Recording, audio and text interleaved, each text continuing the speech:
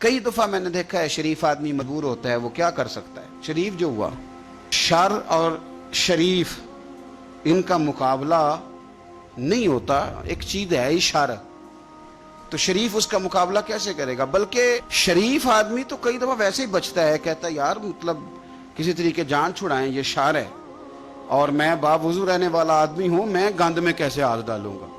वो बचता है तो लोग समझते हैं डरपोक है, हालांकि डरपोक और होता है और शरीफ और होता है। तो शराफत को लोग बुज़दिली जानते हैं।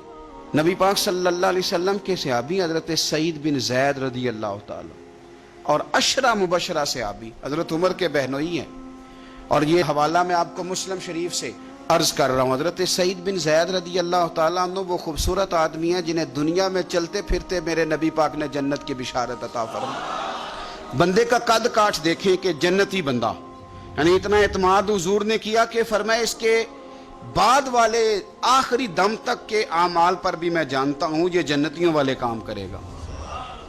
इतना बड़ा आदमी, लेकिन एक औरत ने आके झगड़ा शुरू कर दिया। अरवा उस औरत का नाम था। उसने आके हज़रत सईद बिन ज़ैद से झगड़ा शुरू किया कि ये जो मकान है ना आपका, इसमें इतनी जगह मेरी है, मुझे आप बताएं एक शरीफ आदमी से औरत झगड़ा करे तो बंदा जवाब में कुछ कर सकता है? आप शरीफों की मजबूरियां तो समझें कितनी ज्यादा हैं।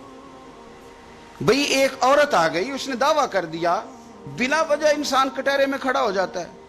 यहां को बंदा आगे कह देता, कहता जी मैंने 20 लाख रुपया लेना है, तो शरीफ आदमी उधर क्या करेगा?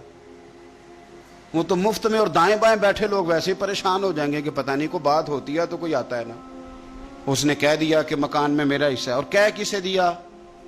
उसे जिनके आमाल के सही होने की गवाही मदीने वाले रसूल ने अता फरमाई। उसने कहा जनाब ये मकान में मेरा हिस्सा है।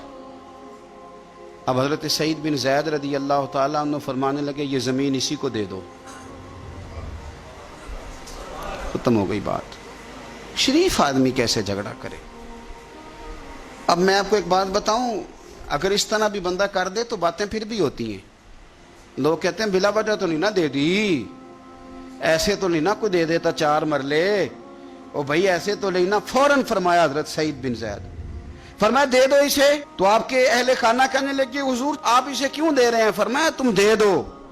मेरे नबी पाक सल्लल्लाहु अलैहि वसल्लम ने फरमाया जिसने एक बालिश्त जमीन पर नाजायज कब्जा किया, अल्लाह कयामत के दिन 7 जमीनों का तोक बना के उसके गले में डाल दे। फरमाया उठाने दो इसे, तोक इसे उठाने दो। और एक हदीस में फरमाया 7 जमीनों में धंसा देगा अल्लाह उसे, इसे उठाने दो, दे दो। लेकिन तकलीफ तो होती है ना, कहां से इतना हौसला बंदा करे? दिल तो टूट जाता है ना कि यार मेरे ऊपर इस तरह इल्जाम लगाना, और इस तरह किसी शख्स के बारे में, वो बंदा जिसने जिंदगी तकवे में गुजार दी, उस पर इतना घिनौना इल्जाम लगा देना। अब हजरत सईद बिन ज़ैद ने ना लोगों को कह दिया दे दो, लेकिन जब तन्हा गए तो दिल टूटा हुआ था, कलेजा फटा हुआ था, तबीयत परेशान थी। हाथ उठाए, कहा अल्लाह सच्चाइयां भी तू जानता है, झूठ भी तू जानता है, जाहिर चीजों को भी तू जानता है, छुपी हुई को भी तू जानता है। अल्लाह अगर ये झूठी है तो इसे अंधा कर दे, और अल्लाह ये जो जमीन इसने मुझसे ली है ना, फिर इसमें इसकी कब्र बना दे। बादशाह ने लिखा है कि हज़रत सईद बिन ज़ैद तो पहले विसाल कर गए, लेकिन वो औरत जमीन तो ले ली, घर में रहती थी पर अंधी होकर रहती थी, ढूंढती फिरती थी, दाएं बाएं जाती थी। तो लोग उसे कहते थे क्या बना? कहने लगे कुछ ना पूछो, मुझे सईद बिन ज़ैद की दुआ लग गई है, मुझे लग गई दुआ। तड़पती थी, रोती थी, कुआं खुदवाया हुआ था, अमीर लोगों ने घर में कुआं खुदवाया हुआ था, तो यूं लगता है कि पानी भी कोई नहीं पिलाता था, कोई नवासा नवासी पोता पोती भी करीब नहीं आता था।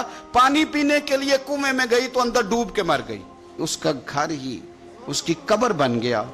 देखिए ना, लोग उस वक्त समझ रहे होते हैं, उस वक्त समझ रहे होते हैं कि जनाब देखा ना मेरा पता चल गया, हंस रहे होते हैं कि देखा मैंने कितना रुसवा कर दिया, देखा फिर फलाना कितनी मिन्नतें कर रहा था, देखा। और तुम्हें पता नहीं, तुम क्या समझते हो कि जिसको तुमने रुसवा करना चाहा उसका किसी वजीर मुशीर और बड़े आदमी से ताल्लुक नहीं था तो वो तुम्हारे हथे चढ़ गया?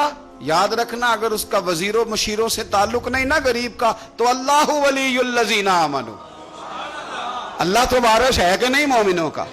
अल्लाह तो वारिस है कि नहीं मोमिनों का? نبی پاک تو والی ہیں کہ نہیں اپنی امت کے؟ اور وارث شاہ مان کری نہ وارثہ دا، رب بے وارثہ کر کے مار دائی۔ تو ہم جب چل رہے ہوتے ہیں نا تو پھر تو ہماری قد کاٹ کا کون مقابلہ کرے، اور جب ہم چڑھ جائیں ہوا کے گھوڑے تو پھر کون ہمارا رخ پھیرے۔